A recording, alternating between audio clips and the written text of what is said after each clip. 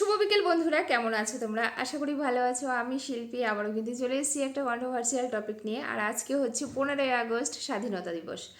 শুধুমাত্র স্বাধীনতা দিবস 15ই আগস্ট এই জন্য এই দিনটা আমার কাছে স্পেশাল সেটা নয়, তার সাথে সাথে আজকের এই দিনটাতেই কিন্তু আমারও জন্ম হয়েছিল। তো এটা আমার কাছে আরও বেশি স্পেশাল হয়ে গেছে, আর আমি নিজেকে খুব গর্ববোধ করি যে এই দিনটাতে আমার জন্ম হয়েছিল। তো ছোটবেলায় মা অনেক সময় বলতো, মানে মোটামুটি যখন 7-8-এ পড়ি তখন তো বলতোই, তাছাড়া এখনও মা প্রায়ই এই গল্পগুলো করে যে আমি যেদিন জন্মেছিলাম সেদিন সবাই স্কুল থেকে স্বাধীনতা দিবসের পতাকা হাতে নিয়ে নিয়ে বাড়ি ফিরছিল, আর মা ব্যথায় নাকি যন্ত্রণায় ছটফট করছিল। তো এই গল্পগুলো মা যখন করে এখনও যেন মনে হয় সেই গল্পগুলো আবার নতুন করে মার মুখ থেকে শুনি। আর ইন্টারেস্ট দেখিয়ে আমরা প্রত্যেকেই জিজ্ঞেস করছি, এমনকি আমার মেয়েরাও বসে জিজ্ঞেস করে, ও দিদুন আর কি হয়েছিল একটু বলো। সেরকম আমার মুখ থেকে আবার আমার মেয়েরা শুনতে চায়, যেমন ওরা যখন হয়েছিল তখন কি হয়েছিল, কিভাবে হয়েছিল। এইগুলো কিন্তু শুনতে বাচ্চারা সত্যিই খুব ভালোবাসে। যেমন আমার ইন্টারেস্ট ছিল, আমার মেয়েগুলো আমার কাছে শুনতে ভালোবাসে। মা আমি যখন হয়েছিলাম আমাকে ফার্স্ট কে কোলে নিয়েছিল, মা আমি কেমন করে হাসছিলাম, মা আমি দুধ কি নিজের থেকে খেয়ে নিয়েছিলাম। মানে যেটা বেশিরভাগই আমার ছোটো মেয়ে এই প্রশ্নগুলো আমাকে করে থাকে। সেরকম এখনও আমি যেন ওই মেয়েদের মতোই হয়ে গেছি। এখনও মায়ের কাছে গেলে ধরো মা কাজ টাজ সমস্ত কিছু সেরে এসে হয়তো আমার পাশে একটুখানি বসলো,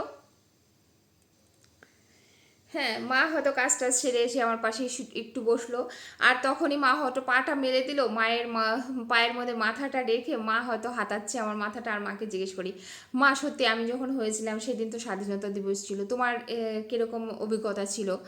তো মা বলতো যে দেখ তখন আমাদের কাজ ছিল মুড়ির বিজনেস, মানে আমাদের বাড়িতে আমার জেঠি মা কাকিমা সবাই কি করতো বলতো, মুড়ি ভাজতো, আর ওইগুলো কি বলতো পুরুষেরা সব বাজারে নিয়ে হাটে নিয়ে বিক্রি করতো।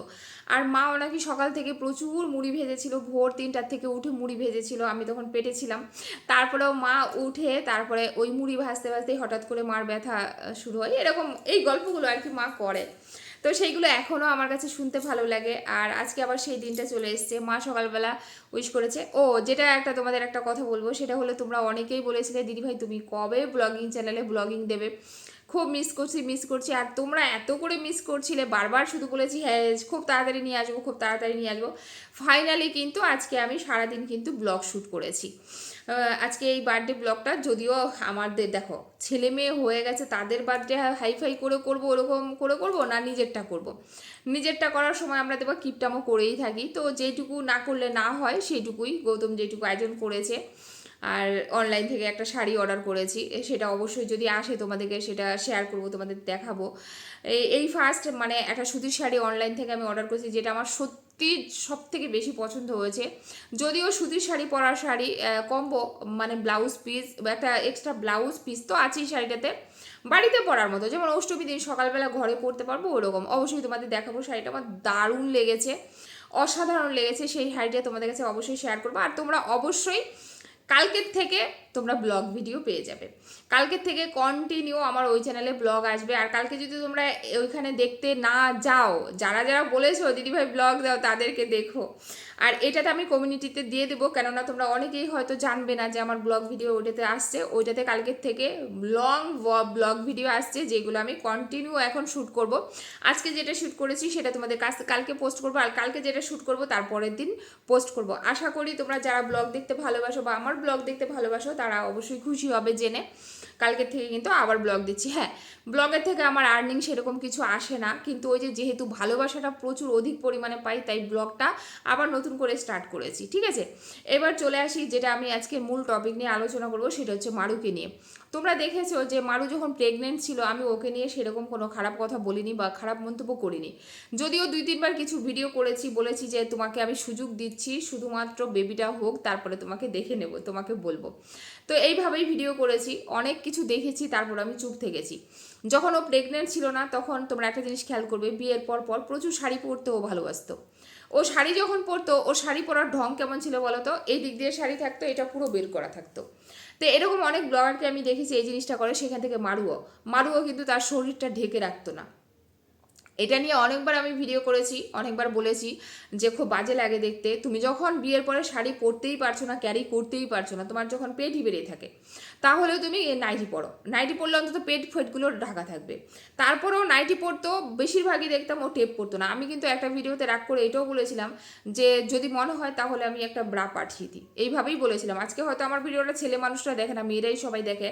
আমার মুখে এইভাবে শুনতে পেরে অনেকেরই খারাপ লাগবে, বাট কিছু করার নেই। অনেক দিন থেকেই খেয়াল করছি, বেবি হয়ে গেছে বর্তমানে, তারপরে যে জিনিসগুলো হচ্ছে সেগুলো নিয়ে মনে হলো একটু কিছু না বললে একদমই নাই হয়। দেখো, এই পৃথিবীতে প্রত্যেকটা মানুষ একরকম না। অনেকে খুব ঢেকে ঘুরে থাকতে ভালোবাসে নিজের শরীরটাকে সবসময়, যেটা গোপন, মানে যেটা সাধারণত আমরা ঢেকে রাখার জিনিস সেটা আমরা ঢেকে রাখতে ভালোবাসি। অনেক মানুষ কি বলতো সেটাকে বের করে শো অফ করতে ভালোবাসে। এরকম সোশ্যাল মিডিয়ায় অনেক মেয়েদের আমি দেখেছি যারা ডান্স করে, তারা কেউ কেউ দেখবে শাড়িটা আঁচল ছেড়ে দিয়ে এখনও ডান্স করে, আবার কেউ কেউ আছে কি বলতো পেট থেকে শুরু করে একটা সাইড বের করে দিয়ে তারপর ডান্স করে। তো মানুষ যখন টাকার লোভ পেয়ে যায় এই জিনিসগুলো বেশি করে করে। তোমরা দেখবে অপরাজিতা যে মেয়েটা, সে কিন্তু আগে এতটা খোলামেলি পেট মেট বের করে কিন্তু ডান্স করতো না। খুব স্পিড গতিতে ডান্স করতো ঠিকই, কিন্তু ঢেকে গুড়েই করতো, অতটা খোলা করতো না। এখন দেখবে মানে মাঝে মধ্যে একদম স্কিনের সাথে লেগে থাকে ওয়ান পিসগুলো পরে, তারপরে সামনে তো খুব বাজে। আর দেখো গেঞ্জি কাপড়ের হলে সেটা তো বাজে লাগবেই, সেগুলোকে এরকম এরকম করে করে করে ওরা ভিডিও করে, আর সেগুলো নিয়ে ট্রোলও হয় প্রচুর। তারপরে অদিতি, অদিতিকে তোমরা ভালোই চেনো। অদিতি কিন্তু একটা ঘরোয়া বউ ছিল, আর সত্যিই একটা সাংসারিক বউ ছিল। খুব সুন্দরভাবে আমি প্রথম অদিতির ব্লগগুলো দেখেছি। সেই মেয়ে এখন ওই টাকার লোভে যখনই দেখে যে একটা ভিডিওতে হঠাৎ পেটটা একটু বেশি বেড়ে গেছে, একটা সাইড একটু বেশি বেড়ে গেছে, সেটাতে ভিউজ অনেক বেশি আসছে, আর দ্বিতীয় দিন থেকে তারা ওই কাজটাই করতে শুরু করে দেয়। আমি দেখেছি শুধু প্রত্যেকটা বেশিরভাগ তোমার 100% মধ্যে 90% মেয়েরা এখন এইটা করছে। যখনই দেখছি যে পেটটা বের করলে, বডি দেখালে ভিউজটা বেশি আসছে, তারা সেইভাবেই ভিডিও করতে স্টার্ট করে দিয়েছে। সেখান থেকে মারুকে আমি এই জিনিসটা দেখেছি, সাধন সাথীর মতো কিছু নাটক, মুখের উপর মুখ রেখে তারপরে অনুপমের সাথে ভিডিও করা, তারপরে একটা সাইড পুরো বের করে রাখা, জড়াজড়ি করা, এগুলো খুব করেছে। সেটা যখন বলার ছিল তখন বলেছিলাম, কারণ তখন ও প্রেগনেন্ট ছিল না। এবার প্রেগনেন্ট হওয়ার পরে আমি তার ভিডিও, ব্লগিং ভিডিও দেখিনি, আমি তোমাদের আগেও বলেছি। কিন্তু কিছু শর্টস ভিডিও আমি যেটা ফেসবুকে ওর দেখেছি, যেমন কি অনেক সময় ও খাটে বসে রয়েছে, অনুপম হয়তো আসলো ওর জন্য চা নিয়ে, হয়তো নাইটিটা এইভাবে উঠিয়ে টেনে বসতে চায়, সামনেটা পুরো ফাঁকা হয়ে গেল। কখনো দেখা গেল নাইটির বুকটা এখানে চলে আসছে, গোলগলা যেহেতু এরকম করে পিছন দিকে টেনে তারপরে বসতে হচ্ছে। তো আমার কথা হলো, দেখো আমার প্রেগনেন্ট হয়ে গেলে আমরা হুঁশ তো হারিয়ে ফেলি না? হুঁশ হারিয়ে ফেলি কি? নিশ্চয়ই হারিয়ে ফেলি না। আমরা শত অসুস্থ হই, আমাদের পা ফুলে যাক, আমাদের ব্যথা হোক, যন্ত্রণা হোক, তারপরে কিন্তু আমাদের হুঁশটা আমরা হারিয়ে ফেলি না। যতক্ষণ পর্যন্ত আমরা অজ্ঞান না হই, হুঁশ তো হারাই না। সেখান থেকে তুমি যখন দেখছো যে তুমি তোমার ফিগারটাকে ঠিক রাখতে পারছো না, আর বেবি পেটে আসলে ফিগার মানুষের চেঞ্জ হয়, আর বেবি হয়ে গেলে আরও বেশি চেঞ্জ হয়, সেটা আমাদেরকে বুঝতে হবে যে আমার এই জিনিসটাকে আমি কিভাবে কন্ট্রোলে রাখবো।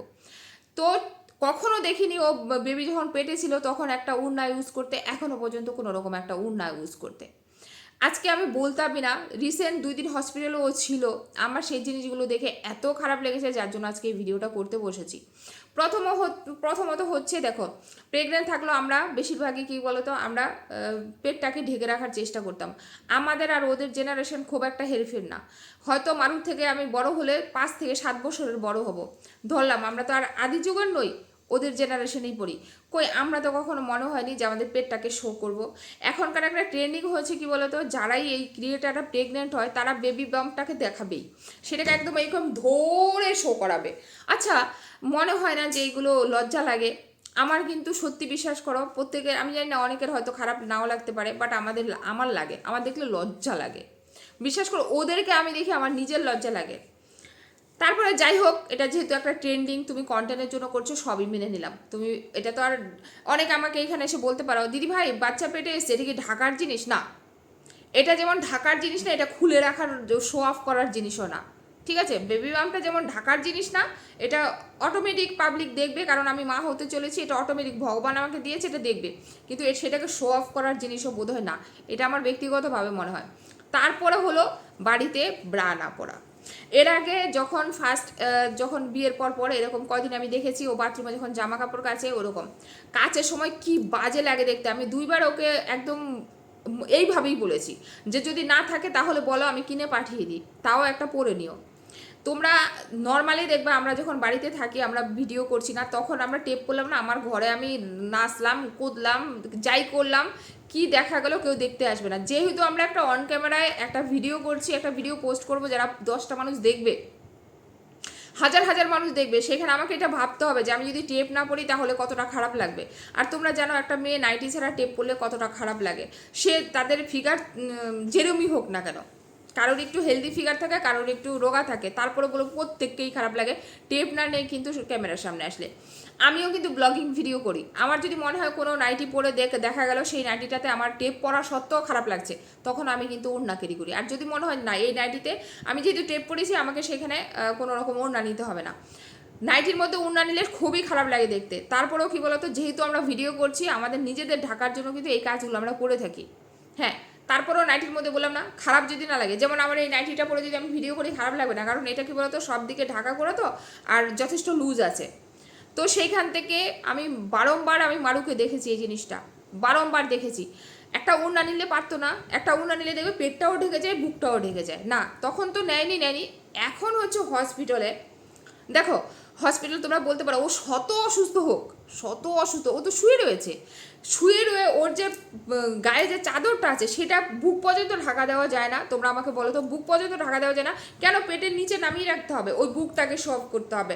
আর ওই বুকটা কি বাজে লাগছে, দুই দিকে দুটো এরকম হয়ে রয়েছে, তোমরা দেখেছো না কি বাজে লাগছিল। আমার বলতে খারাপ লাগছে আজকে, আমি একটা মেয়ে মানুষ হয়ে, তাও এইভাবে না বললে হয়তো নিজেকে শুধরাবে না, কারণ ওকেও বুঝতে হবে ওর একটা বাচ্চা হয়ে গেছে, মানে ওর নির্লজ্জের মতো সব লজ্জা সরম সব বিসর্জন দিয়ে দিয়েছে। আমার যে দুটো বড় বড় এত বড় বড় বেবি হয়ে গেছে, তারপরও বিশ্বাস করবো আমার লজ্জা লাগে দেখলে। এরা কি করে এই বাচ্চা বাচ্চা ছেলে মেয়ে, এই তো মাত্র তোর বেবি হয়েছে 5 দিনও হয়নি, এখনই যদি তুই এরকম খুলে সবাইকে দেখাতে থাকিস, এটাকে খুলে দেখানি বলে। তারপরে তোমার কেন ব্লার কেন করতে হবে? এই যে বাড়িতে এসছে বুকটাকে ব্লার করে রাখছে ভিডিওতে, কি দরকার? একটা ওড়না ইউজ করো। তাছাড়া দেখবে প্রথম শত শত বেবি হলে আমাদের বুকের থেকে এমনিই তো প্রচুর দুধ ঝরতে থাকে, দুধ পড়তে থাকে, বাচ্চারা অত দুধ খেয়ে পারে না, কারণ তাদের পেটটা তো এইটুকু থাকে, পাকস্থলীটা এইটুকু থাকে। তো ওরা একটা দুটো চুমুক দিলেই ওদের পেট ভরে যায়, আর সেখান থেকে দুধ বেয়ে বেয়ে পড়তে থাকে। যেটা কিনা আমি গামছা ইউজ করতাম, আমি টেপ পরে থাকতাম, তারপরে গামছা ইউজ করতাম বোঝো তাহলে, তারপরেও আমার ভেসে যেত গামছা। ওই গামছা যদি ধুতে যেতাম খালি সাদা সাদা দুধ বেরোতো, মানে আমার প্রচুর দুধ হয়েছে, আমার 2 বেবি হয়েছে। যে সেখান থেকে মারু যে খাওয়া দাওয়া করেছে প্রেগনেন্ট অবস্থায়, আমরা তো এর হাফও খাওয়া দাওয়া করতে পারিনি। ও নিজেই বলে আমি প্রচুর খেয়েছি। আর মারু ওরা কতটা খেতে ভালোবাসে সেটা তোমরা তার ভিডিওতে দেখেছো। সেখান থেকে মারু প্রচুর খেয়েছে, তার বেস্ট মিল্ক হবে এটা স্বাভাবিক। তারপরে বেস্ট মিল্ক হচ্ছে সেই বাচ্চাটা, অনেক বাচ্চা থাকে কুড়ে, যেমন আমার বড় মেয়ে কোনো দিন টেনে খেতে চাইতো না, এত কুড়ে ছিল। তারপর ডাক্তার বলছে ও যেইটুকু খাবে ও টেনেই খাবে, একদম বের করে ওরকম বোতলে করে খাওয়াবেন না। আর একটা দুধ মায়ের বুকের থেকে বেরিয়ে গেলে সেটার একটা উষ্ণ গরম থাকে যখন খায়, ওটা 3 থেকে 4 মিনিটের বেশি রেখে ওটা খাওয়াতে নেই বেবিদের, ওটা বিষ হয়ে যায়।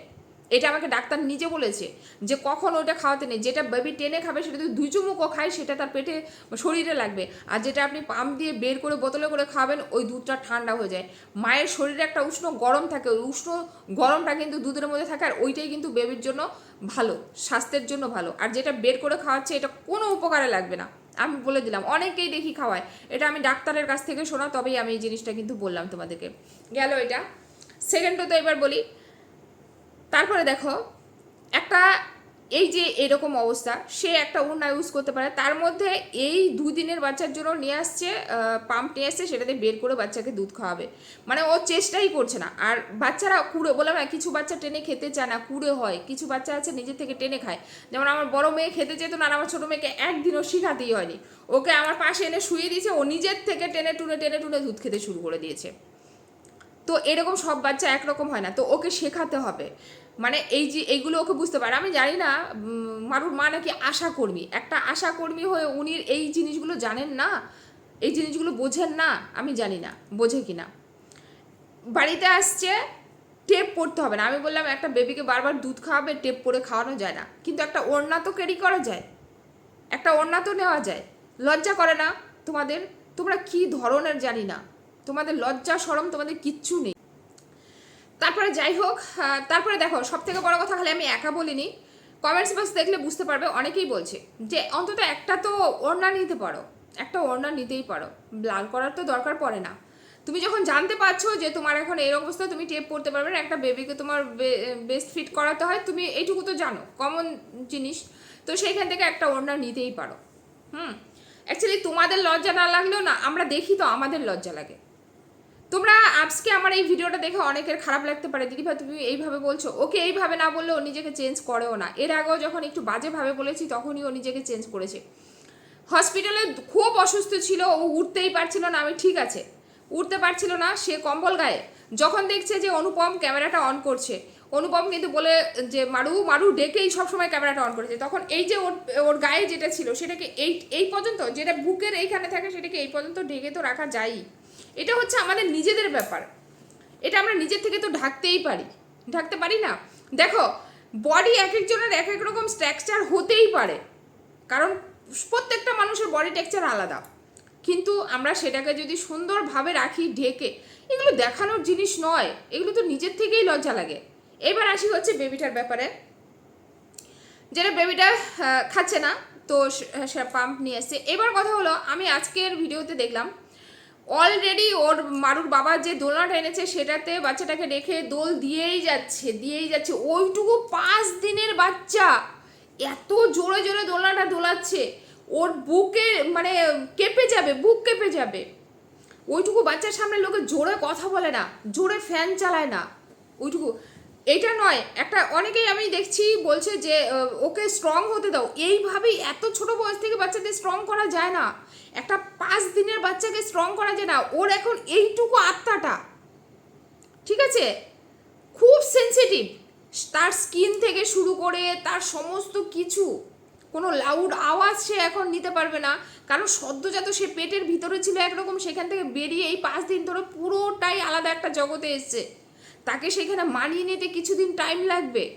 তারপরে গিয়ে তাকে রোদে রাখা, তাকে তেল মাখানো, তাকে এটা করা, অন্তত 5-6টা দিন হয়েছে মাত্র বেবির বয়স, ওই বাচ্চাটাকে দোলনায় আর এরম করে দোলাচ্ছে, ওর বুকটা আমার মনে হচ্ছে এই যে এরম দোলাচ্ছে বাচ্চাটা, এরম কেঁপে না যায় বুকটা। এইগুলো ওর মা জানে না, ওর মার বয়স হয়নি, ওর মা বেবি মারুকে বড় করেনি, করেছে তো, তাহলে এইটুকু কমন সেন্স নেই ওর মার। তারপরে আরেকটা কথা তোমাদের বলি, এই যে এখন থেকে এই দোলনায় এইভাবে দোলাচ্ছে না, এই অভ্যাসটা রয়ে যাবে। আজকে মারুদের বাড়িতে মারুর মা আছে, মারুকে করে খাওয়াচ্ছে, তার কোনো অসুবিধা হচ্ছে না। 2 দিন পরে যখন অনুপর মারু আলাদা জায়গায় চলে আসবে, তখন কি করবে? তখন তো ওই বাচ্চাটাকে সারাদিন কি ওই দোলার মধ্যে এরম করে টানে টেনে টেনে টেনে টেনে সারাদিন করতে পারবে? তখন মারুর অসুবিধা হবে, বাচ্চাটা বিরক্ত করবে, তখন খালি দুলতে চাইবে। হয় কোলে নিয়ে দোলাও, নয় দোলনাতে দোলাও, সবসময় কি একটা মায়ের দ্বারা সম্ভব? তো এই বদ অভ্যাসগুলো এখন থেকেই না করানো ভালো। এবার হচ্ছে খাওয়া দাওয়ার ব্যাপার। মারুর কখনই কোনো খাওয়া দাওয়ার বাদ ছিল না, ও প্রচুর খেতে ভালোবাসে আর যথেষ্ট পরিমাণে খেতে ভালোবাসে।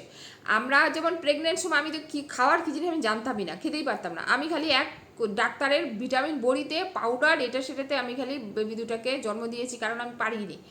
আমার মানে শুরুর থেকে, যখন থেকে ওরা 15 দিন ধরো পার হয়ে গেছে পিরিয়ডসে, তারপরে যখন বেবি কনসিভ করেছি, সেই 15 দিন থেকে যে বমি, একদম 9 মাস পর্যন্ত যতদিন পর্যন্ত না হয়েছে ততদিন পর্যন্ত আমার বমি হয়েছে। এটা আমার স্বভাব, আমার ননদের ওইটাও হয়েছিল। তবে আমার দিদি কিন্তু সেটা না, আমার দিদি এই মারুর মতো সব খেতে পারতো, বলে সমস্ত সিমটমগুলো আমার দিদির যা ছিল মারুরও তাই কিন্তু আমি আগের থেকে বলে দিতে পেরেছি যে মারুর কিন্তু বেবি বয় হবে। তোমাদের অনেকেরই বলেছি, আন্দাজ করেই বলেছি, বাট তোমরা অনেকে বলেছো না দিদি ভাই আমার মনে হচ্ছে বেবি গার্ল হবে। তো দেখেছো আমার কথাটাই ঠিক হয়েছে আর কি। যাই হোক, সবসময় ঠিক হয় না, এই ক্ষেত্রে কিন্তু দেখো ঠিক হয়েছে। আমি যেহেতু সিমটমগুলো অনেকটা একরকম লেগেছে। এইবার কথা হলো, তোমরা অনেকবার ওকে বলেছো যে একদমই তুমি এখন কোনো রকম বিস্কুট, বিশেষ করে মিষ্টি বিস্কুট খেও না। সত্যি বলতে আমাদের মায়েরা না বিস্কুটই দেয়নি এই সময়, বাচ্চা বেবি হওয়ার পরে শুধু কালো জিরা দিয়ে ভাত দিত। আমার শাশুড়ি আবার বলতো ঘি খাও, ঘি খাও, ঘিয়ে কিন্তু ঘা শুকায়। ঘি দিত, আলু সিদ্ধ দিত, তাও অল্প পরিমাণে, আলু বেশি খেতে দিত না, পেট কামড়াবে। মানে আমরা কীভাবে চলেছি, আর এখনকার ছেলেমেয়েরা কীভাবে চলে। ডিমের, ওর মা মারুর মা ডিমের ঝোল করে দিয়েছে, বলতেছে ওটাতে নাকি মশলা খুব কম, খুব ঢিলাঢালা করেছে। ওই ডিমের ঝোল দেখে তোমাদের মনেও হয়েছে মারুর মা যেটা কালকে রাত্রে বানিয়েছে মারুর জন্য, ওটা ঢিলাঢালা ঝোল? একদম আমরা যেরকম, মানে মারুর মার কাছে ঢিলাঢালা ঝোল মানে যেটা আমরা নর্মালি খাই, নর্মালি তেল ইউজ করি, সেটা হচ্ছে মারুর মার কাছে নর্মাল। মারুর মা এত তেল মশলা খায় বলেই মারু কিন্তু শিখেছে, এই জন্য মারুও কিন্তু তেল মশলা প্রচুর ইউজ করে তাদের তরকারিতে। আমি বলছি তোমাদের, মারু যদি ওর মায়ের বাড়িতে থাকে, যেইভাবে মারুর মা মারুকে খাবার দাবার দিচ্ছে, খুব তাড়াতাড়ি আছে বেবিটা প্রচুর পেটের যন্ত্রণায় কাতরাবে। আজকে মারুর যেমন পেটের রোগ আছে, পেটে গ্যাসের রোগ আছে, এই প্রচুর এই তেল মশলা খায় বলে ডাক্তার বলেছে, মুখে ব্রণ হয়েছিল মনে আছে একবার, প্রচুর গোটা উঠে গেছিলো, তারপরে ডাক্তার বলেছিল যে তোমার তেল মশলা খাওয়া কমাতে হবে। এই বাচ্চাটারও কিন্তু সমস্যা হয়ে যাবে। কেন বলো তো? কারণ ওরা যেইভাবে মারুকে এখন থেকেই 5 দিন মাত্র হয়েছে, কি দরকার ডিমের ঝোল খাওয়ানোর? কোনো দরকার নেই তো মারুকে এখন ডিমের ঝোল দেওয়ার, কোনো দরকার নেই। একদম অল্প তেল দিয়ে পারে একটুখানি আলু ভেজে দিতে, ঘি দিয়ে সেটা খেতে পারে, কিংবা কালো জিরা বাটা দিয়ে 2টো ভাত খেতে পারে, কিন্তু না, মুখে রুচবে না। মুখে যে প্রচুর রুচি, টেস্ট বেশি, মানে কখনো মানে বাচ্চার জন্য অন্তত এদেরকে মানে জিভটাকে সামলাতে পারবে না। মারুর দ্বারা সম্ভব নয়, মারুর দ্বারা সম্ভব নয়। অনুপম বলছে এতগুলো বিস্কুট কিন্তু মারু একলা খাবে না, আমিও খাবো। দরকার নেই, একটা বিস্কুট যথেষ্ট, এতগুলো বলে কোনো কথা না, এতগুলো বলে কোনো কথা না। আমি মারুর খাওয়া দেখলে মাঝে মধ্যে অবাক হয়ে, খাওয়া দাওয়া দেখলে, খাওয়া দাওয়া নিয়ে বলতে নেই, কিন্তু কি বলো তো, এতে বেবিটার ক্ষতি হবে। এতদিন পর্যন্ত প্রেগনেন্ট অবস্থায় খেয়েছে, কখনো কিছু বলিনি, হ্যাঁ, কিন্তু ওই যে এখন যে খাবার দাবারগুলো খাচ্ছে, এতে বেবির পেটের গড়বড় হবে, বেবির সমস্যা হবে। আর বেবিটাকে বর্তমানে ওরা যেইভাবে মানুষ করতে চাইছে, এইভাবে করলে তোমরা দেখো না, ওকে একলা পারবে না মারু হ্যান্ডেল করতে। কারণ সব বদ অভ্যাসগুলোই এখন থেকেই শুরু করে দিয়েছে। ওইটুকু বাচ্চাকে দোলনা এরম করে দোলাচ্ছে, ওইটুকু বাচ্চাকে এখন টেনে খেতে দিচ্ছে না বুকের দুধ, ওই পাম্প করে করে খাওয়াচ্ছে, মানে কুড়ে যেটা হয়, ওই চোয়াল ব্যথা করবে দুধ টানতে টানতে, বাচ্চাটার ওই জন্য খায় না, অনেক বাচ্চা আছে ওইটাকেই অভ্যাস করাচ্ছে। যাই হোক, যে জিনিসগুলো মনে হচ্ছে ওরা অতিরিক্ত করছে আর যেই জিনিসগুলো ভালো নয়। আর মারুকে অবশ্যই বলবো যে একটা বাড়িতে টেপ পড়ছো না, পড়া যায়ও না, বেবি হলে পরে সদ্য সদ্য। কারণ আমরা তো বুঝি অনেক কষ্ট থাকে, শরীরে অনেক রকম সমস্যা থাকে, সেলাই থাকে, অনেক কষ্ট থাকে, তারপর আমাদের বেবি হওয়ার পরে মিন্সও হতে থাকে, আমাদের সেটারও একটা ব্যাপার থাকে। তো সেইখান থেকে এইটুকু বলবো যে যখনই ক্যামেরার সামনে, অন্তত তোমরা সবসময় তো আর ক্যামেরা খুলে রাখছো না, 24 ঘন্টার মধ্যে যখনই ক্যামেরার সামনে আসবে পাশে একটা উন্না রেখে দিও, সেটা অন্তত একটু বুকে দিয়ে নিও। খুব বাজে লাগে দেখতে, খুবই বাজে লাগে। আর আমার বাজে লাগছে বলেই আমি এতদিন পর্যন্ত তুমি প্রেগনেন্ট ছিলে, আমি অনেক কিছু দেখেছি, বাট আমি বলিনি, শুধুমাত্র তোমার মেন্টালি কোনো, আমি চাইনি যে কোনো রকম চাপ দিতে, হয়তো আমার ওই বিষয়গুলো নিয়ে তুমি ভাববে, যার জন্য আমি চাইনি, হয়তো বাচ্চাটার ক্ষতি হতে পারে যেহেতু বেবিটা পেটে ছিল। কিন্তু বর্তমানে আমার মনে হয় না এরকম কোনো রিস্ক আছে বলে, যার জন্য আজকে তোমাকে ক্লিয়ার কাট এই জিনিসগুলো বললাম। যদি নেক্সট টাইম আমি আবার দেখি কিভাবে সমালোচনা করবো, তুমি জানো আমার সমালোচনা ভালো লাগে না, আমি অন্যভাবেই করবো, তখন কিন্তু ভালো লাগবে না শুনতে। আজকে তাও ভদ্রর উপর দিয়েই বলেছি, অন্তত একটা ওড়না নিও।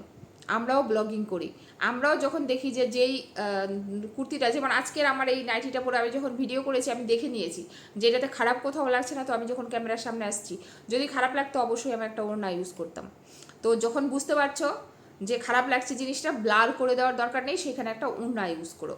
জাস্ট এইটুকু বলে আজকের ভিডিওটা এই পর্যন্ত এন্ড করছি। আর আবারও বলবো, ব্লগিং ভিডিও কালকের থেকে ওই চ্যানেলে পোস্ট করছি, তোমরা যদি না দেখো, 1000-এর নিচে ভিউজ আসলে আর দেবো না আমি, ভিউজটা অন্তত 1000-এর উপরে রাখবে, তাহলেই ভিডিও দেবো, নয়তো দেবো না। কিন্তু আবারও বলছি, চাপ নয়, জাস্ট বললাম 1000-এর উপরে সবাই দেখবে কিন্তু, ঠিক আছে? চলো আজকের মতো টাটা, সবাই ভালো থেকো, টাটা।